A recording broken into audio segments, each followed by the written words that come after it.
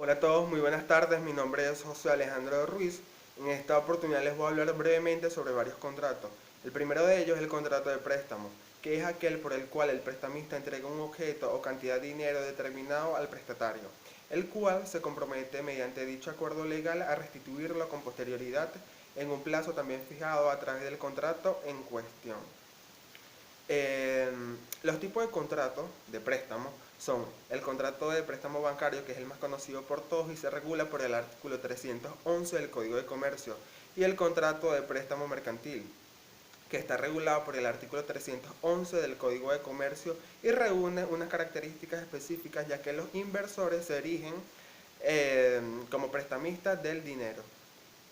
Los elementos más importantes del contrato de préstamo que tienen que aparecer para que tenga validez son los siguientes: el importe, que en el caso de los contratos de préstamo será el dinero y se establecerá la cantidad que será prestada. El vencimiento, otro de los plazos fundamentales, es el vencimiento del contrato, por el cual se indicará el plazo en el cual la cosa o el dinero prestado tiene que ser devuelto con su totalidad.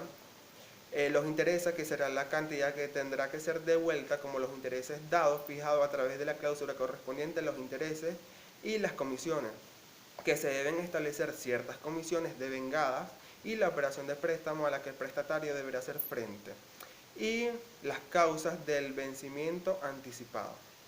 Otro tipo de contrato es el contrato de mutuo, que es aquel que se utiliza para transmitir la propiedad de sumas de dinero o de bienes fungibles, es decir, aquellos que pueden consumirse por su uso.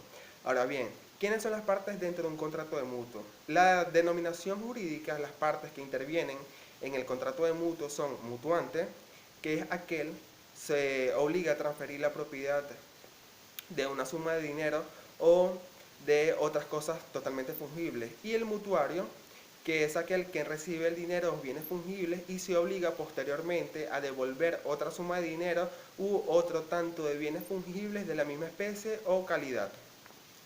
Hay que hacer mención que un bien fungible es un bien que puede ser intercambiable y consumible con su uso. Los requisitos de existencia del contrato de mutuo tenemos que son tres. El primero de ellos es el consentimiento, que surge cuando las partes, en este caso mutuante y mutuario, se ponen de acuerdo respecto a la cosa o el dinero que se tramite. Y el objeto, que este contrato recae sobre bienes fungibles o alta suma de dinero. Y por último, la capacidad. Las partes que firman el acuerdo mutuante y mutuario forzosamente deben de contar con capacidad de ejercicio. Los tipos de contrato de mutuo que existen son cuatro. Tenemos el mutuo mercantil, el mutuo civil, el mutuo simple y el mutuo con intereses. Otro de los contratos por el cual voy a hacer mensual es el contrato de depósito, que según lo dispuesto en el artículo 1749 del Código Civil venezolano, el depósito es un acto por el cual una persona recibe la cosa ajena con obligación de guardarla y de restituirla con posterioridad. Los elementos de estas para la existencia y validez del depósito propiamente dicho son el consentimiento y la capacidad y poder.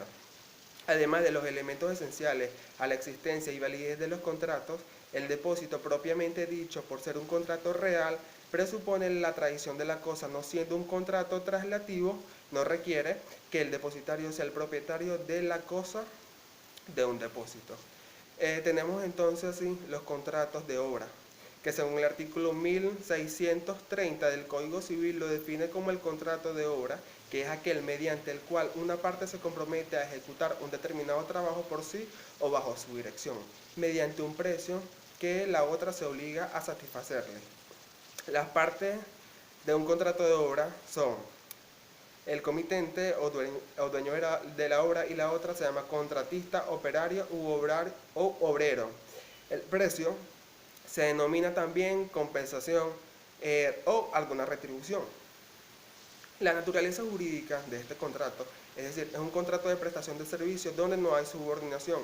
En la ubicación de la clasificación de los contratos tenemos que es un contrato bilateral, es un contrato a título oneroso, es un contrato consensual, es un contrato en principio meramente obligatorio, y si puede producir efectos reales, estos no se producen inmediatamente por causa del contrato, sino en razón directa de otros hechos posteriores.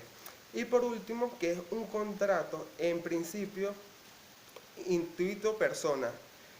Y Los elementos esenciales para su validez son el consentimiento, la capacidad y el objeto a la cual va a recaer el consentimiento de las partes. Muchísimas gracias.